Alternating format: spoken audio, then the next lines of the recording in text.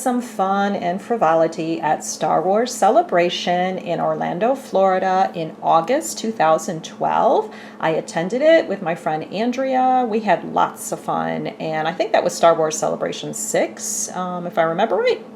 But that happens to be where I got this guy.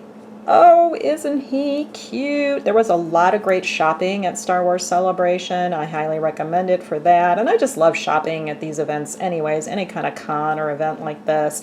But I was there the whole time I was at Star Wars Celebration, I was searching high and low for one particular critter that I loved in the Star Wars universe, and I'm going to show that to you. This is from a website called dorksideoftheforce.com. And this is a Star Wars creature profile, BRBTV. That's this guy. Oh my gosh, isn't he adorable? I remember seeing Obi-Wan Kenobi riding him in rough terrain in Revenge of the Sith. He is a reptavian, it says, a cross between a reptile and a bird. And his body is lizard-like and scaly-skinned. He or she, who knows.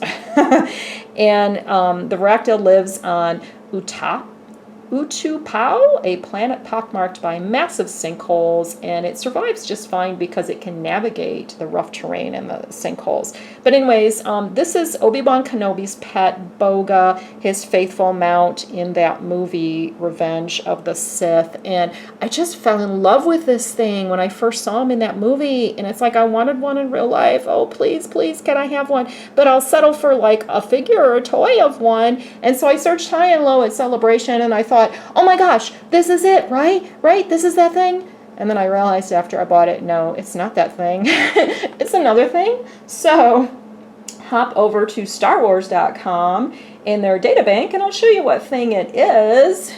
It is called, come on, Kindle, you can do it, a Nexu.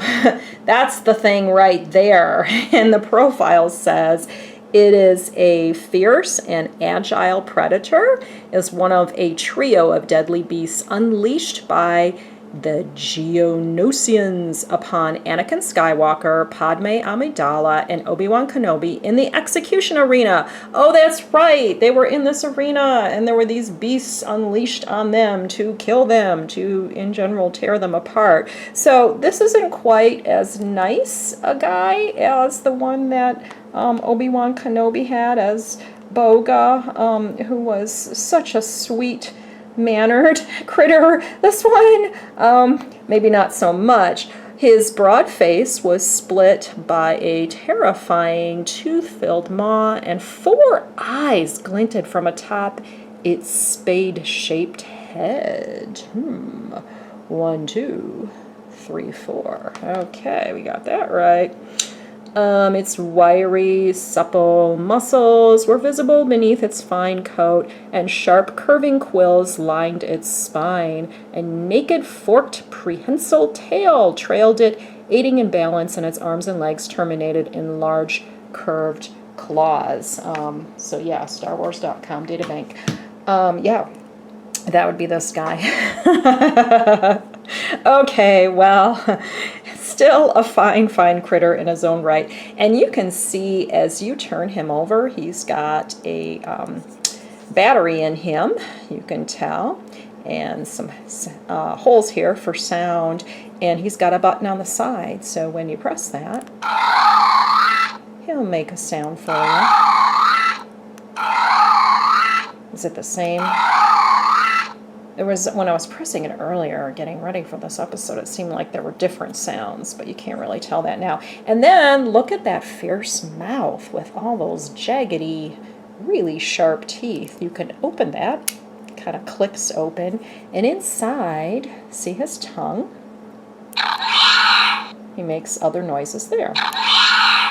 That is, his tongue is a little button. So, very cute. And he's fairly articulated. All 4 of his legs will move for a little bit of posability here. You can do that. His head will swivel a little bit. And then the quills mentioned in his description, they're a little bit softer rubber here.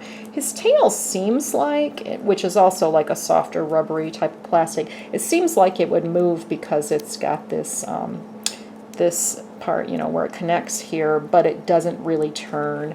But besides that, he's fairly posable. He seems to be running or crawling, but you can move him around a little bit. And isn't he just adorable in his own right? Look at those claws. I mean, look out, Anakin and Padme. Oh, my word.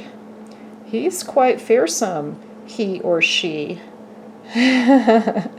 Some fairly good detail here for this Star Wars critter. If you look at eBay right now, you can get one of these for $10, maybe $20. Sometimes it will be working, sometimes the buttons will be operational, sometimes not. So check that out. I want to say when I purchased this from a vendor at Star Wars Celebration, it was like $5, I want to say, somewhere in that neighborhood. So yeah, a good find.